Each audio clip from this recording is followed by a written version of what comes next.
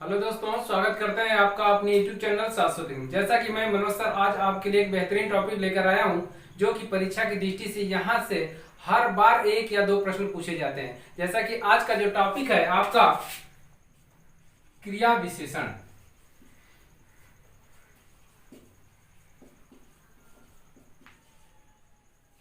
क्रिया विशेषण तो क्रिया विशेषण पढ़ने से पहले यदि आप हमारे इस चैनल पर नए हैं तो चैनल को सब्सक्राइब कर लें और बेल आइकन की घंटी को प्रेस कर लें, जिससे कि हमारी कोई भी वीडियो आपके पास बिना देर किए हुए पहुंच सके। चलिए दोस्तों, स्टार्ट करते हैं आज का टॉपिक क्रिया विशेषण।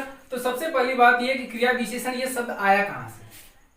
क्रिया विशेषण ये शब्द आया कहां से, तो जैसा कि आपको हमने पिछली वीडियो में पढ़ा चुके हैं कि व्याकरणिक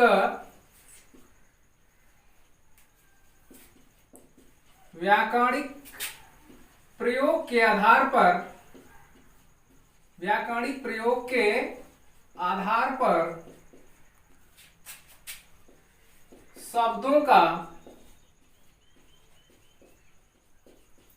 वर्गीकरण व्याकरणिक प्रयोग के आधार पर जो शब्दों का वर्गीकरण किया गया था वो दो भागों में किया गया था। जो पहला भाग था हमारा विकारी और दूसरा था अविकारी। अविकारी या अव्यय। अविकारी या अव्यय।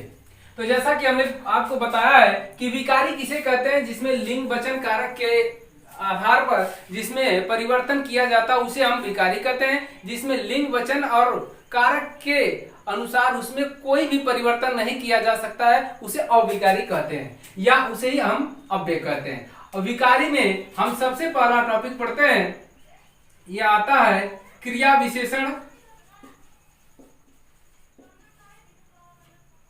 दूसरा आपका समुच्चय बोधक। समुच्चय बोधक। और तीसरा टॉपिक आपका विस्मयादि बोधक। और चौथा आपका संबंध बोधक। और इसी के अंदर एक और टॉपिक आ जाता है निपात। तो जहां तक कि यह निपात की बात है, यह इस चैप्टर में बहुत ही इंपॉर्टेंट है। निपात से पिछली बार 2019 में टेट में पूछा था कि निपात दे दिया था एक वाक्य, उसमें निपात को डाल दिया था। निपात किसे कहते हैं, जिसपे बल देकर प्रयोग किया जाता है, निपात इसमें आता है आपका अविकारी और अविकारी के अंतर्गत। तो जैसा हमने आपको पिछली वीडियो में पढ़ा चुके हैं कि अविकारी किसे कहते हैं, तो जैसा कि जिसमें लिंग वचन और कारक के अनुसार जिसमें कोई परिवर्तन न किया जा सके उसे हम अविकारी कहते हैं, या उसे ही हम क्या कहते हैं, अव्यय कहते हैं। तो चलिए दोस्तों, आज का जो टॉपिक है क्रिया विशेषण, हम पढ़ते हैं कि क्रिया विशेषण किसे कहते हैं। चलिए दोस्तों, आइए पढ़ लेते हैं क्रिया विशेषण। क्रिया विशेषण की परिभाषा क्या होती है और क्रिया विशेषण हम कैसे वाक्य में पहचानेंगे कि इसमें कौन सी क्रिया विशेषण है। तो चलिए, क्रिया विशेषण जिस शब्द से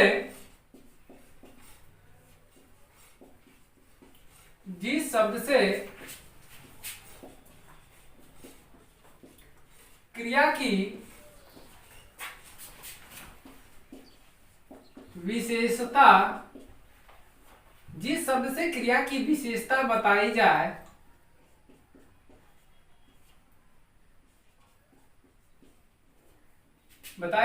उसे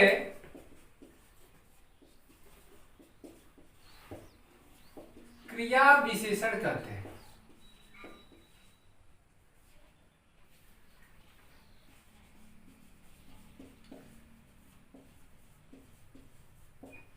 जिस शब्द से क्रिया कर रहा है कि जिस शब्द से किसकी बात कर रहा है, जिस शब्द से क्रिया की विशेषता बताई जाए उसे ही क्या कहते हैं, क्रिया विशेषण कहते हैं। जैसे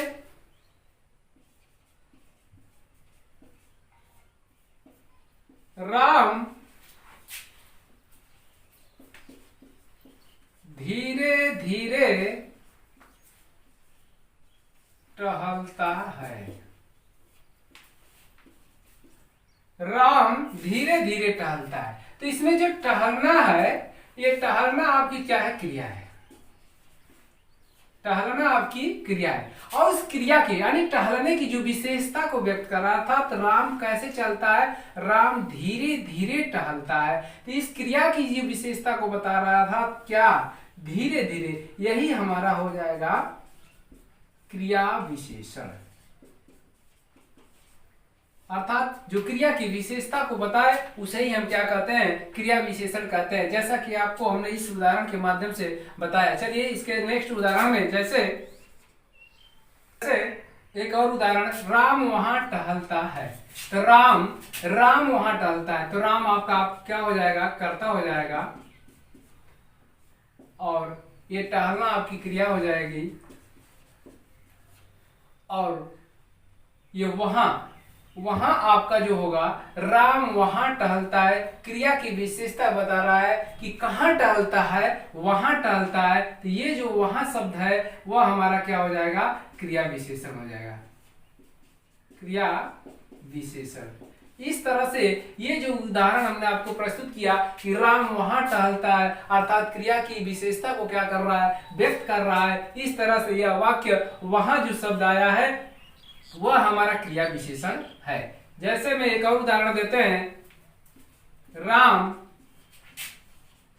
अभी टहलता है, राम अभी टहलता है, राम अभी टहलना। फिर यहाँ पे आप देख रहे हैं कि टहलना आपकी क्रिया है, और अभी आपका क्या हो जाएगा, टहलने की कार्य अभी अर्थात राम अभी टहलता है, लगातार कार्य उसका क्या जारी है, टहलने का। तो ये अभी आपका क्या हो जाएगा, क्रिया विशेषण हो जाएगा, क्रिया विशेषण।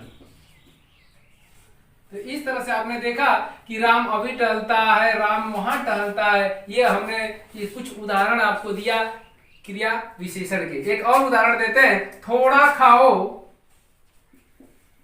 थोड़ा खाओ, खूब चबाओ।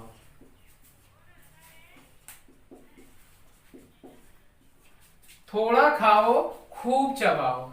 तो यहां देखिए, थोड़ा खाओ, खूब चबाओ, चबाना यहाँ पे क्या है, आपकी क्रिया है, और इस क्रिया की विशेषता व्यक्त क्या कर रहा है, थोड़ा खाओ, खूब चबाओ, अर्थात क्रिया की भी विशेषता को बता रहा है, क्या, थोड़ा खाना है। यह जो आपका हो जाएगा क्रिया विशेषण हो जाएगा। इस तरह से दोस्तों आज ये उदाहरण जो हमने दिया, यह क्रिया विशेषण के उदाहरण आपको लगभग समझ में हमें जहां तक है कि यह एग्जाम्पल और यह परिभाषा आपको अच्छी तरह से समझ में आ गई हुई। चलिए दोस्तों चलते हैं क्रिया विशेषण के भेद। चलिए दोस्तों पढ़ लेते हैं आज क्रिया विशेषण के भेद या कितने प्रकार होते हैं। तो जैसा कि आप देख पा रहे हैं दोस्तों कि क्रिया विशेषण के जो भेद होते हैं वो आपका प्रयोग के अनुसार, दूसरा रूप के अनुसार, और तीसरा अर्थ के अनुसार।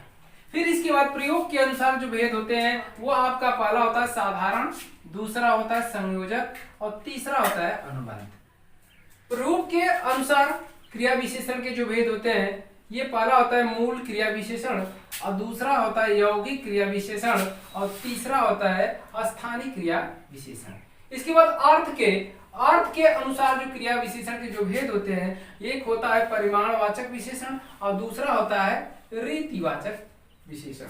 इसके बाद परिमाणवाचक के भी भेद किए जाते हैं। ये जो पहला इसमें आपका होता है अधिकता बोधक, और दूसरा होता है न्यूनता बोधक क्रिया विशेषण, तीसरा होता है आपका पर्याप्तिवाचक क्रिया विशेषण, और चौथा होता है तुलनात्मक वाचक क्रिया विशेषण, और पांचवा होता है श्रेणीवाचक क्रिया विशेषण। तो दोस्तों आप जहां तक ये देख पा रहे हैं, जो ब्लैक बोर्ड पे हमने क्रिया विशेषण के भेदों को इस तरह से एक ग्राफ के माध्यम से, डायग्राम के माध्यम से आपको हमने समझाया बताया, लेकिन हमें इसको नहीं पढ़ना है, ये हाई लेवल के आ जाता है। हमें मुख्य रूप से पढ़ना है कि मुख्य रूप से क्रिया विशेषण के जो भेद होते हैं, क्रिया विशेषण, मुख्य रूप से क्रिया विशेषण के भेद ये चार होते हैं। कितने होते हैं? चार होते हैं।